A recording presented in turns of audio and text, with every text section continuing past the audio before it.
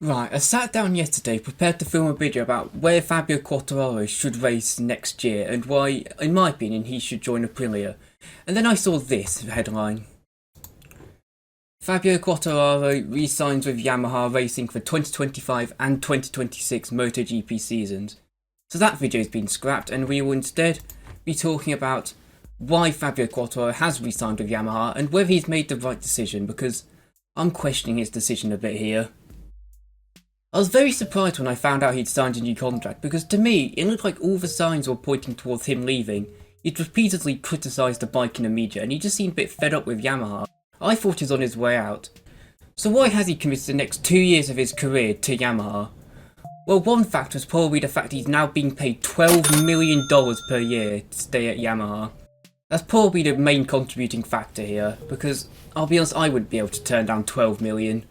Along with that, Yamaha have reportedly made a lot of changes in terms of personnel within the team in order to convince him to stay apparently. And Yamaha have shown slight improvement this year. They were pretty decent in Portimao. Both bikes got into Q2 and Quartararo managed to finish 7th. But realistically, is that good enough standards for Quartararo? Remember, he's a world champion and he's got 11 Grand Prix wins to his name. Yamaha must have seriously convinced him that next year will be the year where they become championship contenders again. And now that they've got him signed down for the next 2 years, they need to make sure that they deliver a bike.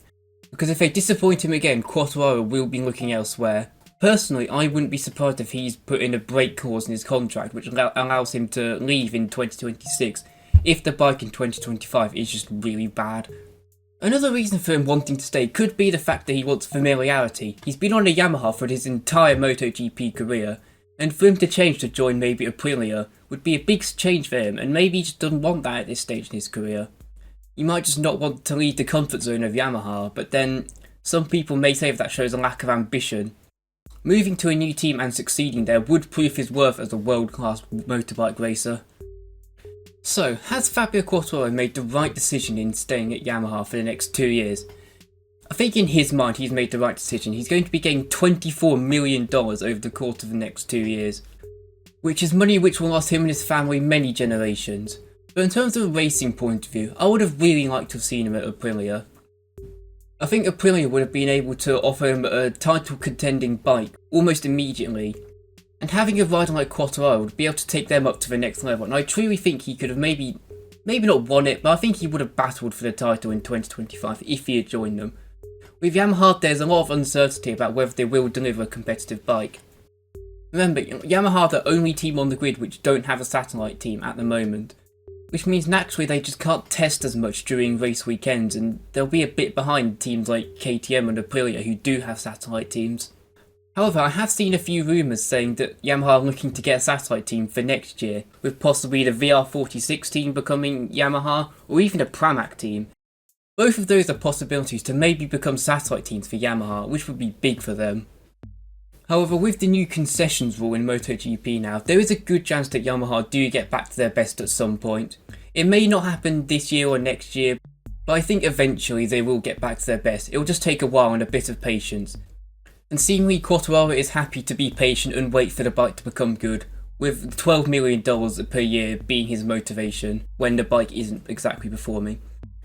And I do hope that Yamaha get back to their best pretty soon. It's a shame to me that the Japanese manufacturers have fallen behind in recent years, and the more competition at the front the better, and it would also be a real shame to see Quartararo's prime years be wasted on a bike that's languishing at the back of the grid.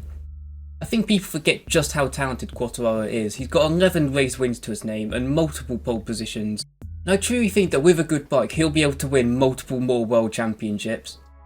What do you guys think? Has Fabio Quartararo made the right decision in staying? Or has he made a mistake and should he have gone somewhere else? Let me know in the comments, and while you're there make sure to give a like and hit the subscribe button. I hope you have enjoyed this video and I will see you guys soon. Bye bye.